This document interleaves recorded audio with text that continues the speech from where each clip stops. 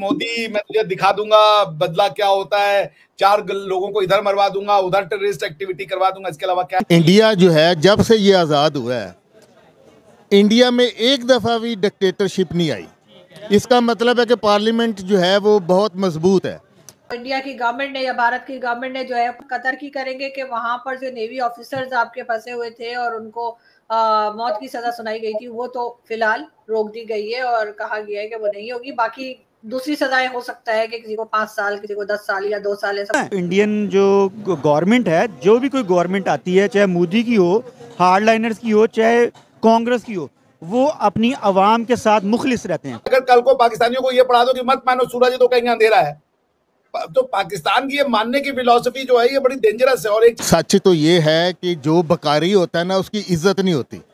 Europe के अंदर भी हमारी कोई इज्जत नहीं और मिडल ईस्ट में भी हमारी कोई इज्जत नहीं। वो हमें मस्कीन समझते हैं और यूरोप वाले हमें यतीम समझते हैं। एक बहुत बड़ी जो है वो भारत की कामयाबी या भारत की सक्सेस या अचीवमेंट के तौर पे इस खबर को देखा जा रहा है। फॉरेन खबर एक आई कि कतर में इंडिया के 8 एक्स नेवी ऑफिसर हैं, उन्हें सजाए मौत का जो है ना वो ऑर्डर दिया गया। अब खबर ये आ रही है कि वो सजाए मौत कैंसिल कर दी गई है।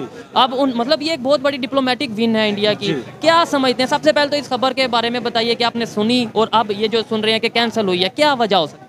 देखें जी, बिस्मिल्लाहिर्रहमानिर्रहीम। मैं सबसे पहले तो ये आपको बताऊंगा कि ये उनकी डिप्लोमेटिक इंडिया की जीत है। ये इस बात को जाहिर करती है कि जो उनका फॉरेन मिनिस्टर है और उनकी जो फॉरेन डिप्लोमेसी है, जो उनके फॉरेन कतर में बैठे हुए जो उनकी एम्बेसी का एम्बेसडर है, they are working very well.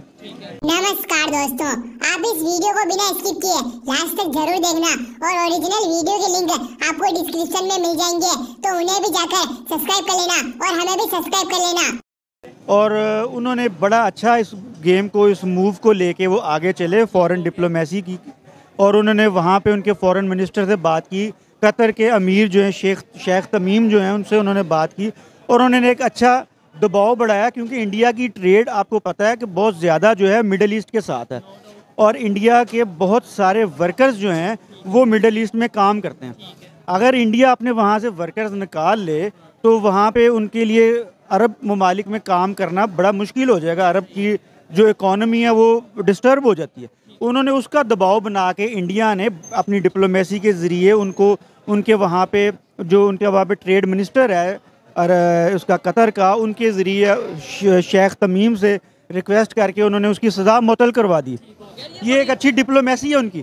अगर अब आपने जो सवाल किया कि पाकिस्तान को किस तरह होना चाहिए, पाकिस्तान की डिप्लोमेसी को किस तरह होना चाहिए और पाकिस्तान को किस तरह अपनी फॉरेन, पहले तो हम ये बात करेंगे as compare to India, Pakistan की अगर इंटरनेशनल लेवल पे डिप्लोमेसी, पहले तो ये बताइए सर सिचुएशन क्या है? जी, मैं उसी तरफ आ रहा हूँ कि जो हमारा अब कल की बात है, जो हमारा साबिक फॉरेन मिनिस्टर थे शाह महमूद कुरैशी, वो बड़े लर्नेड किस्म के आदमी, एचिसन से पढ़े हुए और ऑक्सफोर्ड से इंटरनेशनल लेवल पे अच्छी स्पीच करने वाले, अच्छी बात करने वाले, एक्सपीरियंस्ड बंदे, 2 दफ़ा वो फॉरेन मिनिस्टर रह चुके हैं। उनके साथ इतना गलत सलूक किया गया कि सुप्रीम कोर्ट के ऑर्डर पे उनको रिलीज़ कर दिया गया और फिर अडयाला जेल से उनको पकड़ के दोबारा गिरफ्तार करके थाने में जिस तरह उनकी तजलील की गई, पहले तो मैं उसकी मजम्मत करता हूँ। इस तरह नहीं करना चाहिए। इख्तलाफात हर जगह पे हो सकते हैं, मे बी मुझे उनसे इख्तलाफात हों, इन्हें उनसे इख्तलाफात हों, लेकिन एक सीनियर सिटीजन, सीनियर पॉलिटिशियन है। तो खबर जो हमने जिससे स्टार्ट किया था कि भाई कतर में 8 इंडियन एक्स नेवी ऑफिसर को सजाए मौत दी गई, स्पाइंग के जो इल्ज़ाम था उनके ऊपर, वो कैंसिल कर दी गई। इंडिया की ये बहुत सारने का बहुत बड़ी विन है, मैं इसे एक्सेप्ट करता हूँ इस बात को,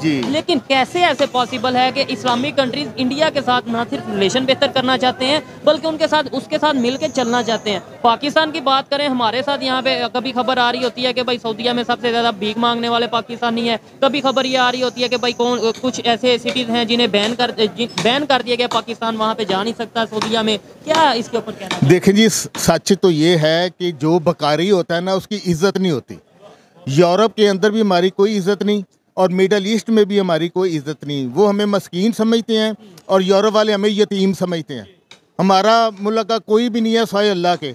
मैं तो इस नतीजे पे पहुंचा हूँ, हमारे मुल्क का अल्लाह ही। जिम्मेदार कौन है? उसका जिम्मेदार ये शुरू से ही भीख मांगने वाले हैं, 1947 से भीख मांग। नहीं जी, ये कायद आज़म के विजन को इन्होंने अपनाया ही नहीं है। कायद आज़म की जितनी भी इंस्ट्रक्शन थी, उन्होंने मुल्क को आइन के हवाले से जो आपने हदायत दी, जो उनका किरदार था, उस पर किसी भी लीडर ने फॉलो नहीं किया, ना मार्शल्ला वालों ने तो ना सियासतदानों ने।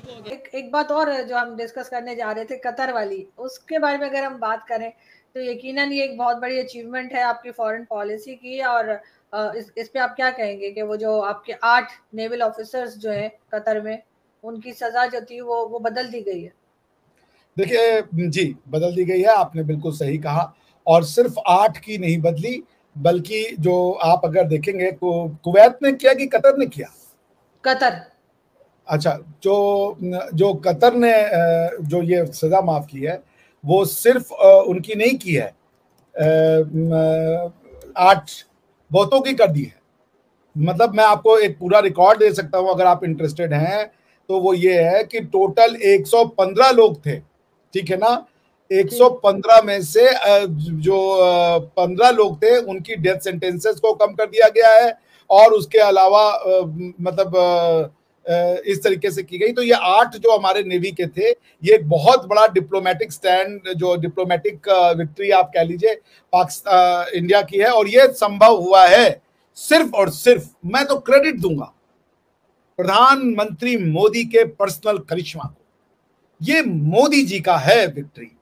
जैसे कहते हैं ना हमारे यहाँ की भाई मोदी है तो मुमकिन है, भैया ये तो वाकई में मुमकिन हो गया। भैया मोदी जी तो हमें लग रहा है कि वो मतलब जो चाहे वो कर दें यार। आजकल की डेट में मेरे पास कुछ पैसे कम है घर बनाने के लिए, मैं सोच रहा हूँ मोदी जी को लिख दूं, वो चाहेंगे तो हो जाएगा।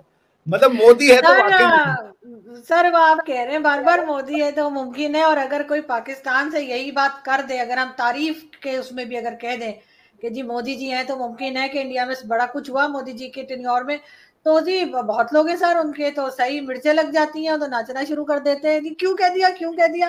मतलब ये पहले लोग देखे मैंने कि आपके प्राइम मिनिस्टर की पाकिस्तानी तारीफ कर रहे हैं, आपके प्राइम मिनिस्टर की हमेशा जो बुराइयां होती रही पाकिस्तान में उसको छोड़कर पाकिस्तान के लोग जो है प्राइम मिनिस्टर मोदी की तारीफ कर रहे हैं और कह रहे हैं कि जी मोदी है तो मुमकिन है। और इसके ऊपर पाकिस्तानी नहीं हिंदुस्तानी जो है वो नाराज हो रहे, वो भड़क रहे, कहते जी क्यों कहा। तो मतलब ये वाला पागलपन मैंने पहली बार देखा है इंडियंस में। पहले कभी ऐसे लोग मेरे से टकरे नहीं है, लेकिन इस बार तो ऐसे लोग हैं कि अगर मैं तारीफ करूं मोदी जी की तो भी मेरे गले पड़ जाते हैं। अच्छा जब मैं नहीं करती थी 4 साल पहले तो उसकी वीडियो लगा रहे हैं। यार चाहते क्या है एक बार बता दें ताकि मैं उस हिसाब से चलूं। लेकिन बहरहाल ये सब बात सिर्फ मेरी नहीं है, मोदी जी की बात आपने देखा होगा, इमरान खान ने भी तारीफ की थी, उन्होंने कहा जी वो करप्ट नहीं है। तो ऐसा ऐसा करके, और जो इस्लामिक कंट्रीज है उन्होंने भी उनको बड़े अवार्ड्स वगैरह दिए हैं। तो हर जगह पे कहीं ना कहीं उन्होंने अपना काम करके कोशिश की और अपने काम से जो है वो आगे बढ़े। मैं भी कोशिश करती हूँ, काम करती हूँ, आगे बढ़ती हूँ। लेकिन मुझे आजकल हिंदुस्तान के लोग जो है वो सबको नहीं कहूंगी लेकिन कुछ लोगों का बिहेवियर बहुत अजीब लगता है कि वो इस बात पे भी भड़क रहे होते हैं। एक आध तो खैर उनमें से कांग्रेसी है तो यकीनन जो जिनका ताल्लुक कांग्रेस से, उन्हें तो यकीनन बुरा लग रहा होगा कि आखिर मोदी जी की तारीफ क्यों हो रही है। मगर यही है कि ये फॉरेन पॉलिसी की ही आपको अचीवमेंट लग रही है कि ये इतने लोगों को जो है वो छोड़ दिया गया या उनकी सजा बदल दी गई। जी देखिए, बहुत से लोगों ने मोदी जी के बारे में अपनी ओपिनियन रखी थी और वो बदले। तो यदि आपकी मोदी जी के बारे में कोई ओपिनियन थी आप बदलें तो कोई बात नहीं। इंसान सीखता है, इवोल्व होता है, हम सब सीखते हैं। स्मृति ईरानी जी ने भी प्रधानमंत्री मोदी के अगेंस्ट में धरना किया था, बहुत लोग बदल गए क्योंकि लोग समझते हैं, ठीक है ना। तो मैं जिनका बहुत बड़ा फैन हूँ तारिक फतेह साहब, उनका ये वीडियो था कि भाई इंडिया को बाल्कनाइज हो जाना चाहिए। ये तारिक फतेह साहब का वीडियो भी फ्लोट किया गया था, लेकिन तारिक फतेह ने जो काम किया वो तो भारत के सच्चे सपूत भी कहीं नहीं कर सकते थे। उन्होंने भारत के उसको जुबान दी। कई पाकिस्तानियों ने भारत के लिए वो किया जो शायद हिंदुस्तानी ना कर पाते। भारत हमेशा तारिक फतेह साहब का ऋणी रहेगा। भारत हमेशा जो ताहिर गोरा सर हैं उनका ऋणी। तो दोस्तों वीडियो आपको कैसा लगा आप हमें कमेंट में जरूर बताना। अगर आपने इस वीडियो को यहाँ तक देख लिया है तो आपको सब कुछ समझ में आ गया होगा। और दोस्तों ओरिजिनल वीडियो के लिंक आपको डिस्क्रिप्शन में मिल जाएंगे, तो जल्दी से आकर उन्हें भी सब्सक्राइब कर लेना और हमें भी सब्सक्राइब कर लेना। और इस वीडियो को आगे से आगे तक शेयर जरूर करना। और ये वीडियो अच्छा लगा हो तो वीडियो को लाइक और हमारे चैनल को सब्सक्राइब जरूर कर लेना और घंटे के निशान को भी दबा लेना। जैसे हम वीडियो लेंगे सबसे पहले आपके पास ही आएगा। और हम मिलेंगे इससे और नए वीडियो में, तब तक के लिए धन्यवाद। जय जवान जय किसान।